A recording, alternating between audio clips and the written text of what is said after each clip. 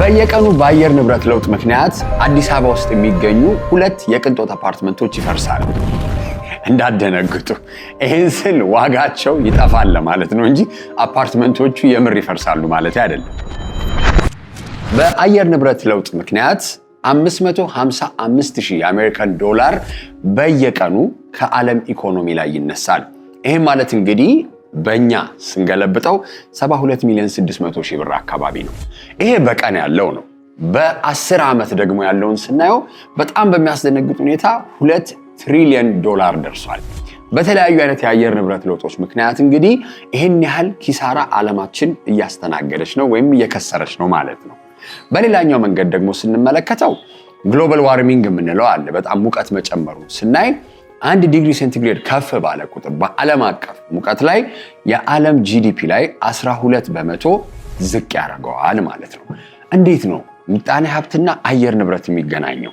በጣም ቀላሉን ባስረዳችሁ በኢትዮጵያ ብንወስደው ኢትዮጵያ 85% የሚሆነው ምጣኔ ሀብቷ አግሬሪያን ኢኮኖሚ ነው። አግሬሪያን ኢኮኖሚ ማለት እንግዲህ በግብርና የሚመራ ነው። ግብርና ደግሞ እኛ ሀገር ላይ እንዳለ እያደጉ ያሉ ምጣኔ ሀብቶች ላይ በቆንጆ በሆኑ የዌዘር ኮንዲሽኖች ወይም የአየር ንብረት ሁኔታዎች ነው የሚዳኘው። ታዲያ አንዳንዴ ሲበላሽ ይሄ ነገር ትልቅ ኪሳራ ይከተላል ማለት ነው። ታዲያ እንደዚህ አይነት የአየር ንብረት ለውጦች በሚሆኑበት ጊዜ ትልቅ ኪሳራዎች እንደኛ እንደ ኢትዮጵያ እንዳሉ ሀገራት ላይ ኪሳራ ማስመዝገብ ይጀምራል ማለት ነው። በዛሬው ሃሽታግ ሽቀላ እንግዲህ የምናየው የተለያዩ አይነት የአየር ንብረቶች ምንድነው በዓለም ላይ የሆኑ ያሉት፣ የዓለም ሀገራት ደግሞ ወይንም መንግስታት ደግሞ ምን አይነት ፖሊሲዎች ቀርጸው ለማስተካከል እየሞከሩ ነው። ኢትዮጵያ ደግሞ እያደጉ ያሉ ምጣኔ ሀብት መካከል እንደመሆኗ መጠን የተለያዩ አይነት ግቦች ይቀመጣሉ። በፓሪስ ክላይሜት ሰሚት ላይ ሊሆን ይችላል፣ በኤስዲጂ ጎሎች ላይ እነዚህን ነገር ለማድረግ ምን አይነት እንቅስቃሴዎች እያደረገች ነው የሚለው እናያለን። የአየር ንብረት ለውጥ እንግዲህ በተለያዩ ምክንያቶች ሊፈጠር ይችላል። የካርቦን ጋዝ ኤሚሽኖች ልንል እንችላለን። የተለያዩ አይነት ማኒፋክቸሪንግ ኢንዱስትሪዎች የሚያወጡት፣ ውቅያኖሶች ላይ የሚደፋ ዌስት ወይንም ተረፈ ምርት፣ እነዚህ ነገሮች በሙሉ የአየር ንብረት ለውጥ ሊያስከትሉ ይችላሉ ወይንም የመበላሸትን ነገር። ግን በትልቁ እየተካሄዱ ያሉ ነገሮች ምንድን ናቸው ብለን እንመልከት። አንደኛ ሙቀት በጣም እየጨመረ መምጣቱ እየተነገረ ነው። 2024 እና 2025 ፖስት ኢንዱስትሪያል ሬቮሉሽን ምንላቸው ጊዜያቶችን በጠቅላላ በጣም ከፍተኛ ሙቀት ያለበት ተብሎ ተመዝግቧል። ይሄኛው ብቻ አይደለም። በጣም የሚያሳዝነው ከ21 እስከ 24 ሴንቲሜትር የሚሆን የተለያዩ አይነት የውሃ ወለል ከፍታዎች እየጨመሩ መጥተዋል። ይሄም ደግሞ በየዓመቱ ስለሆነ እንግዲህ በሴንቲሜትር ራሱ ቢሆን በጣም ከተወሰነ ጊዜ በኋላ በጣም ትልልቅ ለውጦችን ያመጣል። ሶስተኛ እንግዲህ ኖርዘርን ሄሚስፌር ወይም የሰሜናዊ መጨረሻ ላይ ደቡብ መጨረሻ ላይ ያሉ ነጥቦች ላይ የተለያዩ አይነት የበረዶ አካላቶች አሉ። እነዚህ የበረዶ አካላቶች ደግሞ መጀመሪያ መነሻ ላይ እንዳነሳሁት በሚመጣው ከፍተኛ የሆነ ሙቀት ቀስ በቀስ ሳይሆን በጣም ታይቶ በማይታወቅ ፍጥነት እየቀለጡ ነው ማለት ነው። እነዚህ ነገሮች ታዲያ አንድ ላይ ሲደማመሩ በጣም ኤክስትሪም የሆኑ ወይንም ከፍተኛ ለውጥ ተለዋዋጭ የሆኑ የአየር ንብረት ሁኔታዎችን እየፈጠሩ ነው።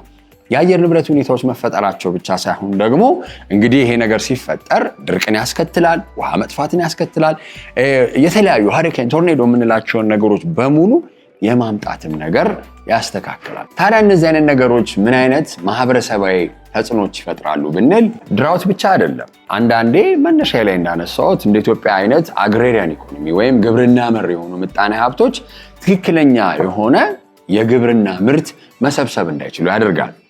ከተለያዩም ደግሞ ጎኖች ስንመለከት አንዳንዴ ፉድ ፕሮዳክሽን ብቻ ሳይሆን የክላይሜት ሪስክ ኢኩልስ ቱ ቢዝነስ ሪስክ የሚባል አለ። ይሄ ማለት አየር ንብረት ላይ የሚመጣ አደጋ ቢዝነስ ላይ ያሉ አደጋዎችን ሊያስከትል ይችላል። ምክንያቱም አንዴ እንዲያውም ኢትዮጵያን እንደ ምሳሌ ስላነሳን ቀጥተኛ የሆነው ግብርና ላይ አየር ንብረት ላይ መሰረት ያደረገ ስለሆነ አየር ንብረታችን ትክክል ካልሆነ ይልዳችን ወይም የምንሰበስበው የሰብል መጠን ትክክል አይደለም በሚለው እናስብ። ሌላኛው ግን ትልቁን ነገር አንዳንዴ ከፕሮዳክሽን አንጻር ማኒፋክቸሪንግ ያለበት አሁን አንዴ ሰብል እንደው በሆነ ተፈጥሯዊ በሆነ ነገር መሰብሰብ የነበረበት ሰብል ሳይሰበሰብ ቀረ ማለት። ይሄ ምን ማለት እንደሆነ ላስረዳችሁ እንደው በትንሹ። አንድ ሰው 100 ብር ማጥፋት የሚችል የነበረ ከሆነ 100 ብሩን የሚያገኘው ሰብሉን ወይም የእርሻ ምርቱን ሸጦ ነው። ያን 100 ብር ቀረ ማለት ነው። 100 ብሩ ታዲያ ምን ነገሮች ላይ ሊሆን ይችላል? የተለያዩ አይነት በማምረቻ ፋብሪካዎች የተመረቱ ምርቶችን የሚገዛበት አቅም ማለት ነው። ይሄ ኢንተርን ደግሞ ያመረተውን ፋብሪካ ሽያጭ መጠኑ እንዲቀንስ ያደርጋል ማለት ነው። ሽያጭ መጠኑ ከቀነሰ ደግሞ ሰፕላይን ዲማንዱ ሊጣጣምለት ስለማይችል የበለጠ ትርፍ ሳይሆን ኪሳራ ውስጥ እየገባ ይመጣል። ከዛም ጎን ለጎን ደግሞ እነዚህ ነገሮች ሲደረግ ሰራተኛ መቀነስ ይመጣል። ድርጅቱ ሲከስር መዘጋት ይመጣል። ያሉ ራሱ ጆብ ክሪኤሽን የስራ እድሎች ራሱ እየጠፉ ይመጣሉ ማለት ነው። እንዲህ ተያያዥነት ያለው ከግብርና ቀጥተኛ ነገር ላይ ብቻ ሳይሆን አክሮስ ዘ ቦርድ ደግሞ ዘርፎች ላይ በሙሉ ሲሆን አነስተኛ ውጤት ከመሆኑ በዘለለ ማክሮ የምንለው ወይንም በትልቅ የኢኮኖሚክ ፖሊሲ መናጋትን ሊያመጣ ይችላል።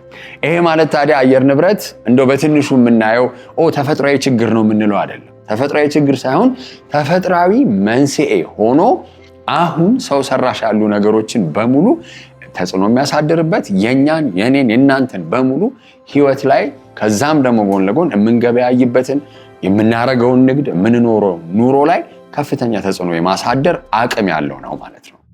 እንግዲህ በመቀጠል ደግሞ እስቲ ይህን ያህል ካስፈራን ዓለም ምን እያደረገች ነው የሚለውን ነገር ደግሞ እንጠይቅ። ዓለም ምንድን ነው እያደረገች ያለችው ሲባል ዓለም ራሱ አይደለችም አይደለ? የዓለም ሀገራት መንግስታቶቻቸው ተስማምተው የሚያወጧቸው ፖሊሲዎች አሉ። ከዚህ ቀጥለን ደግሞ እስቲ ፖሊሲዎቹ ምንድን ናቸው፣ ምን አይነት ነው ሬጉሌሽን ወይም ቁጥጥር ሜካኒዝሞች የተቀመጡት የሚለው እናያለን። ከቅርብ ጊዜ ወዲህ እንግዲህ የተለያዩ አይነት ሰሚቶች ይደረጋሉ። የአየር ንብረት ችግሮች ውይይት ላይ ቀርበው በርካታ ሀገራት ደግሞ ይህን አይነት ጎሎች ወይም ግቦች በማስቀመጥ የኔ ማኒፋክቸሪንግ ኢንዱስትሪ ይህንንም ለሚያወጣው ልቀት ወይንም ካርቦን ይህን ያህል መቆጣጠር አድርጋለሁ፣ ኮንትሪቢዩት የማደርገውን የግሎባል ዋርሚንግን ነገር ለማስተካከል እነዚህ ፖሊሲዎች ይቀረጻሉ ይባላል። እንደው በትልቁ ስናየው ግን አንድ ነገር አለ። ንግድን ብንመለከት አንድ ሀገር የተለያዩ አይነት አንድ እዛው ሀገሯ ውስጥ የምታደርገው ግብይት ወይንም ንግድ ብቻ ሳይሆን ከአንድ ሀገር ወደ ሌላ ሀገር የሚሄደውን ለመቆጣጠር እንደ ምሳሌ የሚቀመጠውን ፖሊሲ ላንሳ። አንደኛው የካርበን ቦርደር አጀስትመንት ሜካኒዝም ይባላል። ይሄ ማለት ምንድነው? አውሮፓ ህብረት ሀገራት ውስጥ በሙሉ የሚገቡ ምርቶች ምን ያህል ካርቦን ኤሚሽን አውጥተዋል የሚለው ነገር ቁጥጥር ተደርጎበት እንዲደረግ ነው። ይሄም ታዲያ ምንድነው? አንድ ኤክስፖርት የምታረግ ሀገር ካለች ኢትዮጵያውን ኤክስፖርት የምታደርጋቸው ምርቶች ቢኖሯት ያን ነገር ለማምረት ምን ያህል ካርቦን ኤሚሽን ተደርጓል ብሎ ሬጉሌት መደረጉ ማለት ነው። ይሄ አንደኛ ነገር የተለያዩ አይነት ፋብሪካዎች የሚጠቀሟቸውን የኃይል ምንጮች በጣም በትኩረት እንዲያዩ፣ ተለዋጭ የኃይል ምንጮችን ወይንም ይሄ ኦልተርናቲቭ የምንላቸው ወይንም ታዳሽ የሆኑ ሶርስስ ኦፍ ኤነርጂ የኃይል ምንጮች እንዲጠቀሙ ማድረግ ነው። ከዛም ጎን ለጎን ደግሞ እንደዚህ አይነት ነገሮች ሲጠቀሙ የሚያገኟቸው የክሮስ ቦርደር የግብር መለቀቅ አለ አይደለ? እንደው ምንም አይነት ግብር ሳይከፈልበት በግሪን ፋይናንሲንግ የመጣ ነገር ስለሆነ እንደዛ እናድርግ የሚለው ነው። ሌላኛው ደግሞ አብዛኛውን ጊዜ አሁን ከአየር ንብረት ለውጥ ጋር የሚነሳው ዲፎረስቴሽን ነው። ኢትዮጵያም ደግሞ በተመለከተ ስንመለከት አንድ ምርትን ለማምረት የቡናንም ሊሆን ይችላል፣ የተለያዩ ሰሊጥም ሊሆን ይችላል፣ ዲፎረስቴሽንን መሰረት አድርጎ አንድ ጫካን መንጥሮ የግብርና መሬት ማድረግ ከቅርብ ጊዜ ወዲህ ተከልክሏል። ይሄም ማለት ምንድነው? የአውሮፓ ዩኒየን ውስጥ ለማስገባት እንደዚህ አይነት ምርቶችን መተው ያንን የጂኦግራፊካል ላንድስኬፕ ይታይና ይሄኛው ነገር የተደረገው ጫካ ተመንጥሮ ስለሆነ አንቀበለውም ማለት ነገር መጥቷል። ይሄም ማለት ምንድነው? ያለውን የአየር ንብረት ከመጠበቅ አንጻር የተስተካከለ ነገሮችን ማስቀመጥ ነው። ሌሎቹ እንግዲህ ያው አንድ ነገር ማንሳት የሚኖርብን ኢትዮጵያ የምታወጣው ካርቦን ልቀትና አሜሪካ ወይንም ቻይና የምታወጣው ሊገናኝም አይችልም። እንደ አፍሪካን እንደ ኮንትሪቢዩሽን እንደው ብናይ ከ4 እስከ 5 በመቶ ነው ከዓለም አቀፍ የካርቦን ኤሚሽኖች። ለምን? ያን ያህል ኢንዱስትሪያል እንቅስቃሴዎች ስለሌሉን ማለት ነው። ሆኖም ግን ከዚህ ጎን ለጎን የተለያዩ አይነት ፖሊሲዎች ተቀርጸው ሚቲንጎች ይደረጋሉ። የፓሪስ ክላይሜት ሰሚትን ማንሳት እንችላለን። ኮፕ 26 ማንሳት እንችላለን። እያደጉ ያሉ ሀገራትና ያደጉ ሀገራት ራሱ የሚቀመጥላቸው የራሳቸው የሆኑ ግቦች ይኖራሉ ማለት ነው። ከዚህም ደግሞ ጎን ለጎን ግሪን ፋይናንስ የሚል አንድ ትልቅ ነገር አለ። ትልልቅ ፕሮጀክቶች ሆነው የአየር ንብረትን የሚደግፉ አሁን እዚህ እየተካሄደ ያለውን አሉታዊ ነገር ለማስቀረት የሚሰሩ ከሆነ የተሻለ የብድር ተደራሽነት ወይም የብድር አክሰስ እንዲያገኙ የተለያዩ አይነት እንደ ኢንሴንቲቭ ማበረታቻ ልንላቸው የሚሆኑ ይቀመጣል ማለት ነው። በዓለም አቀፍ ደረጃ ያለው ግን ይህን ይመስላል። ኢትዮጵያ ምን እያደረገች ነው? እንዲያውም ኢትዮጵያ ከተለያዩ የዓለም ሀገራት የአየር ንብረት ለውጥ የሚያስከትላቸውን ችግሮች ለመቋቋም ወይም ለመቀነስ ከሚደረጉ ስልቶችን እንበላቸው ወይም እቅዶች ከተቀመጡ እቅዶች መካከል በጣም ትልቁን አድርጋለች ተብሎ ትነሳለች። ይህም ማለት ምንድነው? ነዳጅን የሚጠቀሙ መኪኖች ሙሉ ለሙሉ አክሮስ ዘ ቦርድ ወደ ሀገሪቷ እንዳይገቡ የከለከለች የመጀመሪያ ሀገር ነበረች። ይሄ እንደ መነሻ እናድርገው። ግን ኢትዮጵያ ምን እያደረገች ነው? ይሄንን የግሪን ኢኒሺየቲቭ ለማድረግ ብንል አንደኛ ግሪን ሌጋሲን እንደው ግሪን ኢኒሺየቲቭ ስልም ግሪን ሌጋሲ ኢኒሺየቲቭን ማንሳት እንችላለን። የአረንጓዴ አሻራን ይሄ ማለት እንደ አውሮፓውያን አቆጣጠር ከ2019 ጀምሮ 40 ቢሊዮን ችግኞችን ተክለናል። ይሄም እንግዲህ ቀጥሎ የሚመጣው ትውልድ የሚያስቀጥለው ከዛም ደግሞ ጎን ለጎን ዲፎረስቴሽንን ከመከላከል አንጻር የአየር ንብረታችንን ለመጠበቅ የሚደረግ ነው። ሌላኛው አሁን እንደውም በቅርብ ጊዜ የጂአርዲ ወይንም ግራንድ ኢትዮጵያ ሬኔሳንስ ዳም ታላቁ የህዳሴ ግድብ መመረቅ ነው። ይሄም ትልቅ ሌላ ሪኒዌብል ሶርስስ ኦፍ ኤነርጂ ላይ ወይም የኃይል ምንጭ ላይ አተኩራ እየሰራች ኢትዮጵያ እንደሆነ ነው። ከተለያዩ አይነት እንግዲህ የክላይሜት ጎሎችም ተቀምጦላት እያካሄደ ከተደረገው ኢቪዎችን በተለያዩ አይነት የባንክ ብድር ልንል እንችላለን፣ የተለያዩ ኢንሴንቲቮችን በመስጠት ያን ነገር የተሻለ አማራጭ አድርጎ ለማህበረሰቡ ያሉትን የከተማ መንገዶቻችን ላይ ያሉ ተሽከርካሪዎች አብዛኛውን ኤሌክትሪክ መሰረት ያደረጉ ወይንም ኤሌክትሪክን የሚጠቀሙ እንዲሆን ማድረግን በጣም እንደ መርህ ይዘን እየሰራን ያለ ነው። ሁሉንም ነገር ታገል ስንመለከት የተለያዩ አይነት ሰስቴይነብል ዴቨሎፕመንት ጎልስ ላይ የተቀመጡ አብሶ ደግሞ በአየር ንብረትን ክላይሜት ቼንጅን በተመለከተ የተቀመጡ ግቦችን ለማሳካት በደንብ እየተሰራ ነው። ይሄ ማለት ግን ከቻሌንጆች ነፃ ነን ማለት አይደለም። ከቻሌንጆች ነፃነት አይደለም ማለት የተለያዩ አይነት ቅድም እንዳነሳው ተፈጥሯዊ የሆኑ የአየር ንብረት ለውጦች ሲፈጠሩ ያው ድርቅ ይመጣል፣ ግጭቶች ይኖራሉ። እነዚህ ነገሮች ሲኖሩ ያንን ሜንቴን ለማድረግ ወይም ለመቻል ያንን ሾክ እንበለው ያን ነገር ለመቋቋም የሚደረጉ ደግሞ ማስተካከያ ነገሮችን እየተደረገ ነው። እንደ ጥሩ ጅማሬ የሚታይም ነው። ከዛም ደግሞ ጎን ለጎን ኢትዮጵያ ያላትን ለአየር ንብረት ለውጥን ለመቋቋም የሚቀመጡ ነገሮችን በሙሉ ለማስተካከል እየተሰሩ ያሉ ስራዎችን ማየት እንችላለን። በአጠቃላይ እንግዲህ አየር ንብረት ነው መነሻ ላይ እንዳነሳሁት የተለያዩ አይነት ለውጦችን አደጋዎችን ከማስከተል በዘለለ ባለፉት 10 ዓመታት ብቻ $2 ትሪሊዮን የዓለም ምጣኔ ሀብት እንዲከስርበት አድርጓል። ስለዚህም እንግዲህ በዓለም አቀፍ ያሉ ሀገራት የተለያዩ አይነት ፖሊሲዎችን በመቅረጽ የተሻለ አየር ንብረት አጠባበቅ ላይ ለመድረስ እየተሰራ ነው።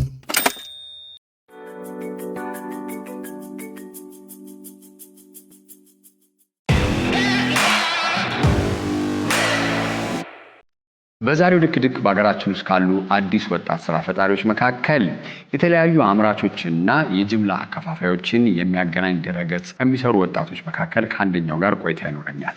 ሰላም ናስር። እንዴት ነህ? እንኳን ደህና መጣህ። እንኳን ደህና ጠበቅህ። እሺ፣ እስቲ አብዛኛውን ጊዜ የኢኮሜርስ ፕላትፎርሞች እኛ ሀገር ላይ ይጀምራሉ፣ ይሰራሉ። ቻሌንጆቹን በኋላ እናነሳለን። እስቲ የእናንተ አንደኛ ለየት የሚያደርገው ነገር ምንድን ነው? እንዴት ሳሰባችሁት? የኛ ለየት የሚያደርገው ማኒፋክቸሪንግ ላይ ያሉ ካምፓኒዎችን፣ አምራቾችን እና ሆልሴለሮችን ዋና አከፋፋይ ሆኖ የሚሰሩ ጋራ ነው የምንሰራው። ስለዚህ ከነሱ ላይ ያሉትን እቃዎችን፣ ፕሮዳክቶችን ኳሊቲያቸውን ጠብቀን እነሱ በወሰኑት ዋጋ ለከስተመሮች ነው የምናደርሰው። ስለዚህ የኛ ትንሽ ለየት የሚያደርገው ነገር ቢቱቢ ከነሱ ጋር እንሰራለን፣ ካምፓኒ እንደ ካምፓኒ። ቢቱሲ ደግሞ ከስተመሮች ጋራ እሱን ደግሞ ቀጥታ እናደርጋለን ማለት ነው። አሪፍ። እስቲ እንዴት አሰባችሁት? አብዛኛውን ጊዜ ዴሊቨሪ ይጀመራል፣ አብሶ ደግሞ ኦንላይን የሆኑ አገልግሎቶችን ለመስጠት አንጻር ይሰራል። እንዴት አስባችሁ? የኛ ስቶክ ነው የምንይዘው እቃዎችን ከአምራቾች ላይ ቀጥታ እቃዎችን እንቀበላለን፣ ወይም ሆልሴለሮችን ከነሱ ከተቀበልን በኋላ ስቶር ነው የምንይዘው። ስቶር ቅድም እንዳልኩ ማለት አሁን ላይ ትንሽ ለየት የሚያደርገው ምን መሰለህ፣ ወደ ክፍለ ሀገሮች ላይ ስቶሮችን ስንይዝ ክፍት ነው የምናደርጋቸው። ስለዚህ ሎካልም እየሸጡ እንደ ስቶርም ይጠቀማሉ ማለት ነው።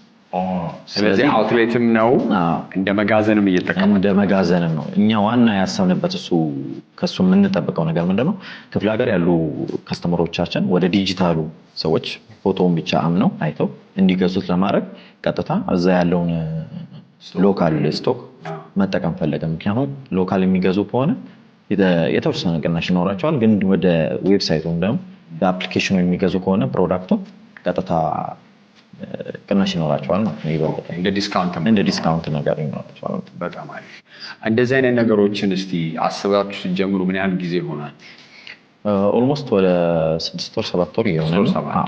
አሪፍ። አሁን ዌብሳይቱ ብቻ ነው የድረገጹ ብቻ ነው? አዎ ድረገጹ ብቻ ነው። ከዛ በተረፈ ግን አፑን ልጠይቅህ ነው፣ መተግበሪያ እንዴት ነው? ለምን አብዛኛውን ጊዜ ስልካችን ላይ ነው ላፕቶፕ ከፍተን ዌብሳይት ከፍተን የምናደርገው ነገር ቻሌንጂንግ እንዳይሆን ምን አይነት ሀሳብ አላችሁ ወደ መተግበሪያ ለማምጣት? ወደ መተግበሪያ ኦልሬዲ አልቋል። በእነዚህ 2 ሳምንታት ውስጥ ይለቀቃል። ከዛ በኋላ ሰዎች በዌብሳይትም በአፕሊኬሽን የሚያገኙና ብዙ አማራጮችን ይዘን ለመምጣት ነው የቀረብነው። በብዙ አማራጮች መክፈል እንዲችሉ መግዛትም እንዲችሉ ኦልሞስት በዱቤ ራሱ መግዛት እንዲችሉ ከባንኮች ጋር እያወራን ነው። ከዛ በተረፈ ደግሞ አምራቾች ብራንዲንጋቸውን ከፍ አድርገው እንዲያሳዩ በብራንድ እንዲታወቁ ለማድረግ ደግሞ ከነሱ ጋርም ደግሞ ሌላ ውይይቶች ላይ ነው። በዛ ለየት ያለ መጠን ዘርፉንም በደንብ የሚያሰፋ የሚያሳድግ ነገር ነው። በጣም ጥሩ። እስቲ ቻሌንጆችን ቅድም አንስተናል። ኢኮሜርስ ሲባል ያው ሁሌ የምናነሳቸው የፔመንት ሲስተም ሊሆን ይችላል፣ በዘርፉ ያሉ አይደል ችግሮች። ከነሱም አንጻር እናንተ ደግሞ እንደ ድርጅት ሲጀመር የነበረው ትልቁ እኛ ጋር ቻሌንጅ የሆነብን ነገር ትረስት ነው። በሁለቱም በኩል ያሉ አምራቹም ያለውን ያመረተውን እቃ ለኛ ለመስጠት፣ ምክንያቱም እኛ እንገዛም ስቶክ ነው የምንይዘው ከነዙ በውል እሱን ለመያዝ። በቢቱሲ በኩል ደግሞ ገዢዎች እቃውን ብቻ አምነው ትራንስፈር አድርገው ለመግዛትም ደግሞ ሌላ ትረስትን ወርዝ ይፈልጋል በደንብ። አንደኛ እሱ ነው። ሁለተኛው የፔመንት ጉዳይ ነው። ፔመንቶች የፔመንት ኢንተግሬት አለመኖሩ አንዳንድ ነገሮች ይሄ ነው። ሶስተኛው ደግሞ ዴሊቨሪ። እንደሚታወቀው ኢኮሜርስ ከኛ በፊትም ብዙ ኢኮሜርሶች አሉ። ግን እንደ ትልቅ ዋናነት ችግሩ ምንድነው? የዴሊቨሪ ጉዳይ ነው። አንዳንድ ጊዜ መነጽር በ100 ብር ትገዛና ከኢኮሜርስ ላይ ዴሊቨሪው ሲጨመር ዴሊቨሪው ለብቻ 300 400 ብር ይመጣልና ያ ነገሮች ትንሽ አስቸጋሪ ሆነውብናል። እስቲ አሁን ትረስቱን በሁለቱም በኩል ያለው ትረስት የዴሊቨሪውንም ትነግረኛለህ። በሁለቱም በኩል ያሉትን ትረስቶች እንዴት ነው እስቲ ለመፍታት እየሞከራችሁ ያላችሁ? በማኒፋክቸሪንግ በኩል ያሉትን ካምፓኒዎች ሎንግ ተርም ከኛ ጋር ሲሰሩ የሎንግ ተርም እቅድ እንዲይዙ ነው ያደረግናቸው። ምክንያቱም የእነሱ ዋና ሀሳብ ምን ነበር? እቃዎችን ከሰጡን በኋላ እቃዎችን እንይዛለን። ስለዚህ እቃው ብር ይዞ ነው የሚቀመጠው። አንድ ሁለተኛ ደግሞ የሀገሪቷ ሁኔታ የዋጋ መጨመርና መቀነሱ እኛ ጋር ያለውን እቃ እንትን እንዳያደርገው ያደርጋል። ሊከስሩበት ይችላሉ። ስለዚህ ከነሱ ጋር እየተወያየን ያልነበረው ምንድነው ቢያንስ አንድ ዋጋ ለወር ለ2 ወር እንዲቆይ ተስማምተን በነዛ 2 ወር ውስጥ ግን እኛ ቶሎ ብለን ወደ ሽያጮች እንድንገባ እያደረግን ነው። እሱንም ለመፍታት ደግሞ ሰመራ ላይ፣ አፋር ሰመራ ላይ፣ ባሌ ላይ፣ ሐዋሳ ላይ ደግሞ ስቶክ ከፍተናል ማለት ሎካሎችን እየከፈትን ነው። ስለዚህ እቃውን የምንቀበላቸውን ቀጥታ እቃዎች ወደ እነዚህ ኤክስፓንድ አድርገን እንዲሸጦች እናደርጋለን። ስለዚህ ይህ በጣም ደስ የሚለው መርካቶ ድረስ መጥቶ አንድ የክፍለ ሀገር ነጋዴ መግዛትም አይኖርበትም። ትሪፑን እዚህ ሲመጣ የሚያወጣው የሆቴል ወጪ አለ፣ የምግብ ወጪ አለ፣ ሊሸወድ የሚችላል። አዲስ አበባ ሲመጣ ግን እንደ ብዙ ነገሮችን ሪዞልቭ የሚያደርግ ነገር ነው። ከዛ በተረፈ ደግሞ ኳሊቲ ሲኖራቸው እቃዎች በጣም ኳሊቲ ሲኖራቸው ዩኤ ላይ ላይሰንስ እየከፈትን ነው። ዩኤ ላይ ይኖረናል። ስለዚህ ኳሊቲ ያላቸውን እቃዎች በተለይ የባህል ልብሶች ምናምን በዛ ሳውዲና ዱባይ ላይ በደንብ ገበያ ያላቸው ማርኬት ያላቸው ፕሮዳክቶች ናቸው። ስለዚህ ሰዎች ብዙ ጣጣዎች ሳይገቡ ከኛ ጋር ብቻ ሬጅስተር በማድረግ የእነሱን እቃዎች ኳሊቲን ብቻ ፔመንት በማድረግ ወደ ውጭ እንዲያወጡና ኤክስፖርት አድርገውም የተሻለ ገቢ እንዲያገኙ እየሰራን ያለ ነው። ሽቀላ እንዴት ነው ታዲያ ከተከፈተ ጀምሮ? አሁን ላይ ቅድም እንዳልኩ አንሊሚትድ የሆነ ፕሮዳክቶችን ነው መያዝ የፈለግነው። ሰዎች ወደ ዌብሳይቱ ገብተው ወይም ወደ መተግበሪያው ገብተው የተወሰነ በጫማ በኩል የተወሰነ ፕሮዳክቶች በፈለጉት ነገሮች የተወሰነ ፕሮዳክቶች ሳይሆን አንሊሚትድ የሆነ በፈለጉት ዋጋ አማርጠው እንዲገዙ አሁን ላይ ዋና ትኩረት አድርገን እየሰራን ያለ ነው አምራቾች ላይ። ስለዚህ ትኩረታችን አሁን አምራቾች ላይ ስለሆነ የተወሰነ አምራቾቻችን እያደረገን ነው ማለት ነው። በጣም አሪፍ። እስቲ የድርጅታችሁ ስም ምንድን ነው? መሲክ ሾፕ። መሲክ ሾፕ። እሺ፣ በሚቀጥሉት 5 ዓመታት እስቲ ከመሲክ ሾፕ ምን እንጠብቅ? ታርጌት አድርገን ያዝ ነው ወደ 200 ኤጀንቶች ለመያዝ ነው። አሁን ላይ እየሰራንበት ያለ ነው ምንድነው ሰዎች ቤት ብቻ ይከራያሉ። ቤት ብቻ ተከራይተው ላይሰንሱን ለኛ ይሰጣሉ። እኛ ደግሞ ከማኒፋክቸሪንግ የተቀበልናቸውን ፕሮዳክቶች ለነሱ እንሰጣለን ማለት ነው። እነሱ በኦንላይን እንዲገዙ በሎካልም ደግሞ እንዲሸጥ ያደርጋሉ ማለት ነው።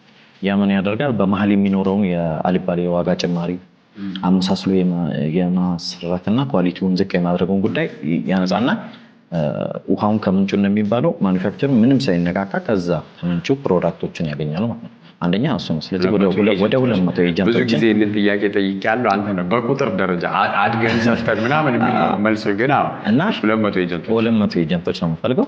ከዛ በተረፈ ግን ዩዘሮች አፕሊኬሽኖቻችንን የሚጠቀሙ ወደ 5 ሚሊዮን ታርጌት አድርገን እና በቀን ደግሞ 10 ሚሊዮን ትራንዛክሽን ይደረጋል ብለን ተስፋ እናደርጋለን። በጣም ጎበዝ ናስር። አንተም እንግዲህ ፓርትነሮችን ወይም መስራቾችን መልካም እድል እመኛለሁ። ለቆይታችን በጣም አመሰግናለሁ። መልካም የስራ ጊዜ። እንግዲህ ያለችን አንድ ዓለም ነች። የምንኖርባትም የተለያዩ ሁኔታዎችን እንቅስቃሴዎች የምናደርግባት አንድ ዓለም ነች። ይህም ዓለም ደግሞ እንግዲህ መጠበቅ አለበት ማለት ነው። የተለያዩ አይነት ነገሮችን ስናደርግ ከምናበራው መብራት አንስተን ከምንጠቀመው ውሃ አንስተን ቆም ብለን በማሰብ ልክ እንደው ግለሰብም ስንሆን አንድ ሰውነት አይደለ ያለን፣ ይህንን ሰውነት ነው ጠብቀን ማለፍ ያለብን አይደለ? ስለዚህ ይህንንም ለማድረግ የተለያዩ አይነት ግላዊ ጥንቃቄዎች የምናድርግ ኮንሸስ ሆነን ወይንም አውቀን እንስራ። የዛሬ አሽታሽቀ ላይ እንዲመስል ነበረ። አስተያየትና ምልከቶቻችሁን በ80 ላኩልን። በሚቀጥለው ሳምንት እስከምንገናኝ መልካም ጊዜ